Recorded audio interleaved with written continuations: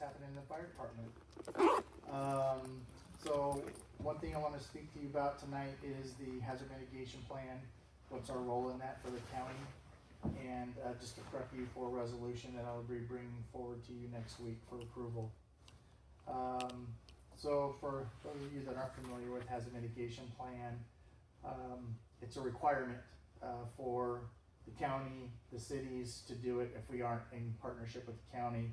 But it's a requirement that we have a plan that basically sets out how are we going to mitigate hazards, mainly natural hazards for our region.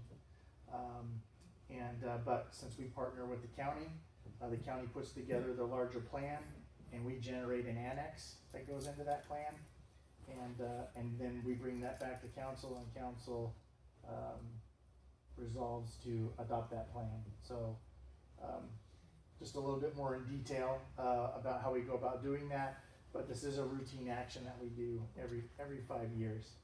So why does Mount Vernon have an annex? Well, the annex identifies unique hazards and vulnerabilities to our area. So that's floods, earthquakes, volcanic eruptions, storms, severe windstorms, all of those kind of things. And then we categorize those and prioritize those to include where are our critical facilities and infrastructure located, what are our mitigation priorities in our projects, and responsibilities for implementation. Why is it important? First and foremost, it makes us eligible for FEMA dollars to help fund these projects that we have in our communities. It supports long-term planning and community resilience. It helps prioritize projects to reduce risk to residents, businesses, public infrastructure, and it demonstrates to our citizens our commitment to preparedness and recovery in the event that we have a major incident. So next steps, like I just said earlier, is I'm going to bring forward a resolution to you all next week to adopt this annex. So the work has already been done. Myself, Rebecca Lowell, and some support from Development Services, we all review the plan from 5 years ago. We look at it again, we put any updates in there that need to be updated. So the plan has already been submitted to the county. The county already has it in the overall plan. I think I shared the documentation with you for this meeting so you could see the annex that gets included in the overall plan. Chris Phillips, Public Works Director, has gotten us information to help us get a generator for the Library Commons building. In order to make us eligible for some FEMA dollars, we needed to get that into the annex in our hazard mitigation plan. So through coordination with DEM Director Julie De La Sada, she told us what we needed to do to amend the annex that's currently there. So tomorrow, when we approve the annex that is submitted, it'll be amended to include the generator as our top priority, to allow us to have the availability to attract federal funding to help secure a generator so we can make that happen. Is there any questions on that so far? Okay. The other thing that we're working on right now is part of a year-long project for now moving forward is Department of Emergency Management secured a consultant that the county commissioners approved to look for, the general scope is to look for land that we could potentially, when I say we, the county, the stakeholders, the region, could use to build and develop a regional training facility. This training facility would include potential for law enforcement training, fire training, potential building site for Skagit 911, our dispatch agency. This has been a long process. It started before Chief Bryce retired from service. I've been involved with this group as well, and we finally had our kickoff meeting last week with the consultant. So this will be about a years-long program. Our involvement in that, when I say our, PD is who I'm talking about. We'll be providing information back to the consultants when they come and speak to us about what are our needs, what do we think we're going to need in the future as far as training sites, training facilities. And a lot of what spurred this on was a few years ago, and still currently, specifically on the law enforcement side, there isn't a lot of opportunity to send our folks to get training to keep pace with the demand that we have in the state. It's only Burien and Stanwood now. Arlington, excuse me. Arlington are the two sites that are currently only available to law enforcement. And then also, one of the issues that they have that they don't have a lot of access to is a place to maintain the firearms qualifications and their, I'll say, what is it, EVOC. EVOC, what the cops do, which is emergency vehicle operation course. The firefighters, we call it EVIP, emergency vehicle incident prevention, but same kind of thing. But they don't have a place close by where they can do that. So the thought is to partner with a consultant, with the stakeholders in the county, to find out what it is exactly we need, how much space do we think we need. The consultant is going to help to see if there is a place in Skagit County that can fit a training facility like that to meet the needs that we have. So that's generally the scope is what do we need, how much space do we need, is there a place that we can put it in Skagit County, and then also how are we going to fund it. So they're going to help us develop a funding plan. It's going to take about a year. Any questions with that? Yes, ma'am. I want to make sure I heard this right. You're saying that we don't have a concept of how much acreage or space this is going to need. Is it fair to say that? We have a concept, but they're going to establish what that is through this consulting portion of it. It seems like there's been some discussion about using some property up by the college, where the existing 911 center is, and in that vicinity, it seemed like, because don't we have the fire training tower? Am I saying that right? We don't have the fire training tower. The college has the fire training tower. Yes. Okay. Yeah, but I can't burn in that tower. So that's one of the issues, like from the fire service side, is we don't have a place that's convenient for Mount Vernon Fire to be able to go to maintain our live burn. It's not a certification, but just our live burn training that's mandated by the WAC 296305. It's hard for us to send people to go do that. The closest places that we can do it is in Cedar Woolley.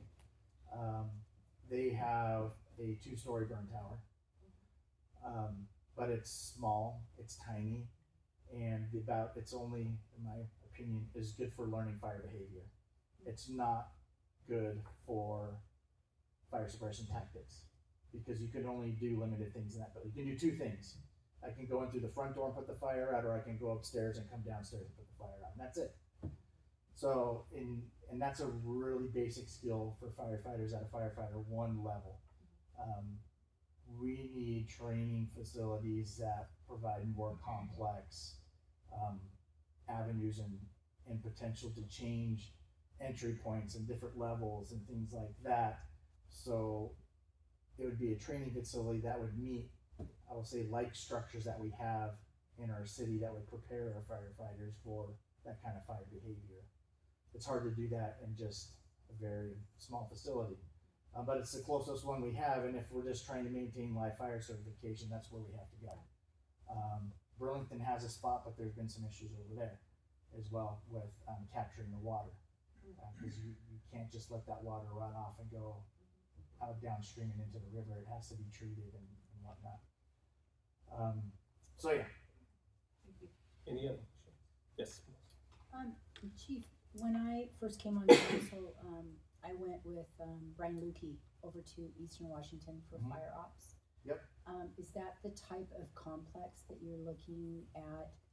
And I don't know if that particular complex incorporated law enforcement, but is that something similar to what you're looking at? It would be something similar to that, yes. I think you went to the Hanford Training Complex. That's it.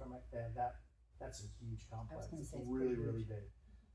So probably not that big, but if you look in the totality of law and fire together, it's gonna be a pretty significant size training facility, depending on what we can get there. I'd say something that's pretty close to the size we're looking at is, there's a regional training facility in Snohomish County, that they have one, and, but they have a couple, but it's booked out all the time, and they're using it to train their own staff in Snohomish County, cause they're so full and they're hiring all the time, so they're running academies all the time. But yes. to And is answer your that one a question. joint one? Hanford? I don't know, I don't believe they have law enforcement over at Hanford, I think it's just fire. They have the EVOC track in Hanford. Oh, yes, the track, They yeah. call it the Hammer, and it's just a massive high-speed track for training pursuit driving, and then also evasive driving. They have a backing course and chicanes, brake boxes, things like that. And that's probably the biggest piece. I mean, it's one thing to build a building for training. Mhm. It's another thing to have a building and then a track. And of course, that has to be asphalt surface. And so yeah, lots of acreage. Mhm. Thank you. Any other questions? Chief, I have one question. Yes. Is the college going to be one of the stakeholders that's invited to this? Or I'm sure they'll be invited, whether they decide to attend that or not is gonna be up to them. Some of the great thing about the college is their tower is 4 stories, and that meets WSRB requirements, but you can't burn in that tower. Nor is it structurally sound to burn in that tower anymore either, because it hasn't been maintained. But we still use it for training all the time. We'll take wet hose in and out. We do a lot of our recruit training and reoccurring training there. Even though we can't have fire there, we can go through the motions of flow waters, deploy hose, all of those kind of things to train on those skills. yes, that- Thanks.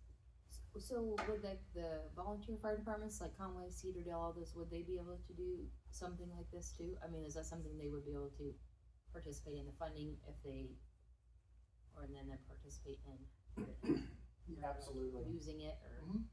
Yeah, it would be I'll say the concept of the overall thought behind it is if it's anybody familiar with Field of Dreams, if you build it, they will come.